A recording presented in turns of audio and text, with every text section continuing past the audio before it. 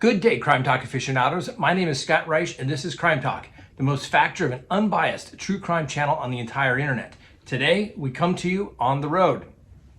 First on the docket, comments about Chris Watts defenders. Second, keeping the conspiracy theme going, is Jeffrey Epstein alive? Third, sometimes you just can't go home. Fourth, will there be such a thing as the COVID defense? Fifth, Alexis Starkey, no autopsy results yet, but more information. And our dumb criminal contestant of the day and our winner from last week. Let's talk about it.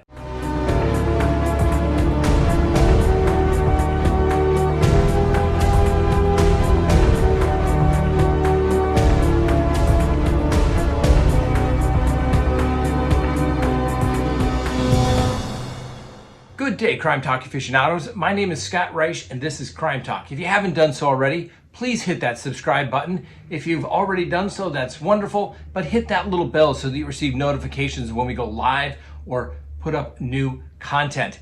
Today, I'm on the road. I had to do some work, and guess what? Crime Talk 1 is back up and ready to go. Handled amazingly, flew amazing. I am so happy to have Crime Talk 1 back. Now we can go visit crime scenes and bring it to you right there with the facts. First on the docket today, some comments regarding Chris Watts. And I know a lot of people are tired of Chris Watts, and other people cannot get enough of Chris Watts. But the reality of it is, I don't think it's going away anytime soon. Based upon some of the comments that I have seen, some of these people, I do not know what world they are living in. First, we read to you directly from the transcripts, which clearly states in the colloquy between the judge and Christopher Watts that he is pleading guilty and he stipulates to those facts. There are some people out there saying, it's no good. It wasn't under oath. I can tell you, as a practicing attorney who's practiced for 20 plus years in the state of Colorado, I don't think I've ever done a plea in the state of Colorado where the defendant is placed under oath. Now, in the federal system, they do, and they tell you, if you give me false statements, guess what? I'm going to prosecute you for perjury, but it's still the same thing. If Chris Watts were to come in and say, let's say a judge says, fine, I'll give you a hearing. The first thing the prosecutor would do would simply be, Mr. Watts, didn't you say this? Didn't you say this? Didn't you plead guilty? You said that you were doing this of your own free will. You were happy with your attorneys. Oh, you lied then? So why should we believe you now? Not going anywhere. He's going to stay in jail the rest of his life. He's not getting out. I even had people say, well, it was an illegal sentence, therefore he gets out. Don't think it was an illegal sentence, ladies and gentlemen. There were at least 3 counts of pleading guilty to first-degree murder. Then there were counts related to the children being over 12, sentencing enhancement counts, and then the tampering and etc. He's never going anywhere. And let's just say, for the sake of argument, that there was a mistake made where something should have merged, or there was a consecutive sentence that maybe shouldn't have been imposed, but the court easily could do that. Guess what? Then you go back and you correct an illegal sentence. But that does not mean that the whole case or plea is withdrawn. Completely makes no sense. And these people that I don't understand. If you want to go root for an underdog, go root for somebody who has maintained their innocence from the beginning. Actual innocence. Chris Watts confessed to the police. He confessed to the police up at the Dodge Correctional Institution. And he has all but done so to other people. Why can't this just go away? And don't get me wrong, my channel basically started because of Chris Watts. But even, yes, it's time to move on to new cases. Next on the docket, keeping with the conspiracy out there, there's a lot of people that think, obviously, that Jeffrey Epstein, maybe he's not dead, didn't commit suicide. Well, there's a video making its way around the internet right now where someone goes out there and goes to the Jeffrey Epstein ranch in New Mexico. The person on the other side of the fence being filmed pulls out his camera, and the person making the video says that it could be Jeffrey Epstein. He's really alive. The only similarities between Jeffrey Epstein And the guy in the red truck in this particular video he is a white male. That is about it. That is not Jeffrey Epstein, but if that's what keeps the conspiracy people happy, then so be it. But I urge everyone, let's look at facts. Next on the docket, sometimes you just can't go home. Well, David Barnes is a resident of the great state of Colorado, and he is being charged with attempted murder and burglary. Apparently, he thought it would be a good idea to go over to his ex-wife's house in the wee hours of the morning. That's right, at 1 a.m. Apparently thinks he was going to have a chat. Guess what? He's the ex-husband. He's no longer invited. You can't just come in.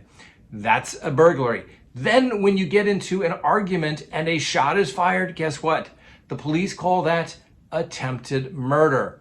Ladies and gentlemen, when the divorce is over, it's over. Let it go. Move on. You don't just come over uninvited and think we're going to chat, particularly with firearms. Now Mr. Barnes is currently being held with a no bond hold until he can see a judge where they will set a bond. I doubt that's exactly the way he thought the conversation was going to go. Next on the docket, will there be a COVID defense? Well, a personal trainer from California has some explaining to do. Well, actually, he doesn't really have to because he has a Fifth Amendment right at this point. But first responders went to the home of a personal trainer. When the first responders went to the house, what did they find? A 12-year-old boy and a 13-year-old girl who had been decapitated. The prime suspect is their father. The personal trainer, a gentleman by the name of Maurice Taylor, apparently people were concerned. Apparently he was having difficulties with paying his bills, being a personal trainer, and what have you. And when the first responders went to the house because of the gas leak, that's how they discovered the bodies, his two children. Can you imagine that?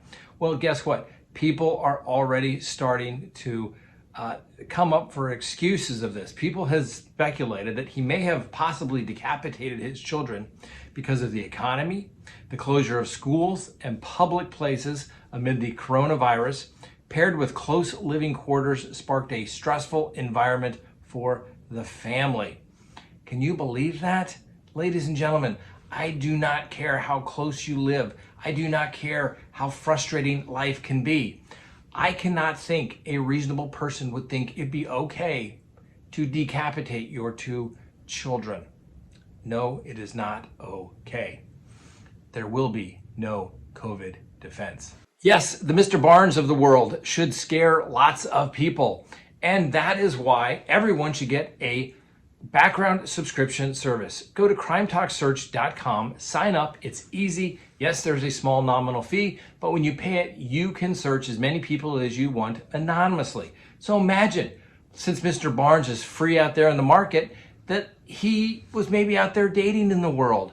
Don't you think it'd be nice to know a little bit more about him? Certainly it would so now.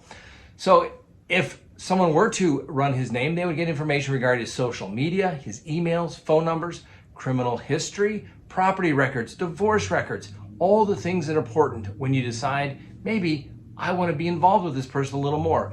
Go check them out. Go to CrimeTalkSearch.com. You'll be absolutely happy you did. Next on the docket, Alexis Sharkey's autopsy is still not complete. But the man who found Alexis Starkey's body speaks out. He described it as simply disturbing. Now, some people have said that the person who last saw Miss Starkey, her husband, who a lot of people said that there were concerns about their relationship, but Mr. Starkey believes that Mrs. Starkey was simply stressed out and depressed, and that he had nothing to do with her disappearance. We will certainly give him the presumption of innocence like we do anyone in any particular case. But if anyone has any information about Miss Starkey's death, please contact the police. That's the Houston Police Department. But Miss Starkey was found dead at 1000 Red Hawk Lane at about 8:30 a.m. Central Time on November 28th near Interstate 10. Somebody had to have seen something. If somebody has information, contact the Houston Police Department Homicide Division at 713-308-3600. Next on the docket, our dumb criminal contestant of the day.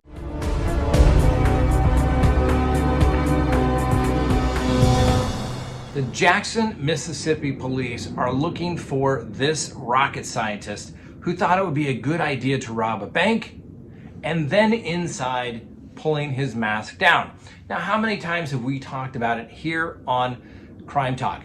One of the things that the prosecutor always has to prove is identity. They have to prove that it was in fact the defendant, not someone that looked like the defendant, not someone using the defendant's ID, but it was in fact the defendant. Well, guess what? It makes it a heck of a lot easier when they don't know your identification for the defendant to be found not guilty. For example, remember last week we talked about the too tall bandit that no one had ever seen? Why? He must be a watcher of Crime Talk because he knows you gotta cover up your identity. Well, if anyone has information about this rocket scientist, there is a reward waiting for you. And guess what? You are our dumb criminal contestant of the day. And if you in fact are the winner for this week, you shall receive a Crime Talk mug. Now, the winner from last week is Paul Kijik. That's right. He's the gentleman that was a little intoxicated, got kicked out of the Uber after he got kicked out of the bar, then started dancing around, telling everybody that he was Rick James' bitch. That's right. He is our dumb criminal contestant of the week. And Mr. Kijik, we will get you that Crime Talk mug for your collection. Hopefully you won't be drinking booze out of it. Maybe you've gone sober by the time that you'll receive it and only be sipping water, maybe some Red Bull, or maybe some good old coffee. Thanks for watching. Have a wonderful day. Sorry about my casual attire, but we are on the road today. But Crime Talk 1 is up and ready to go. We'll see you tomorrow on Crime Talk.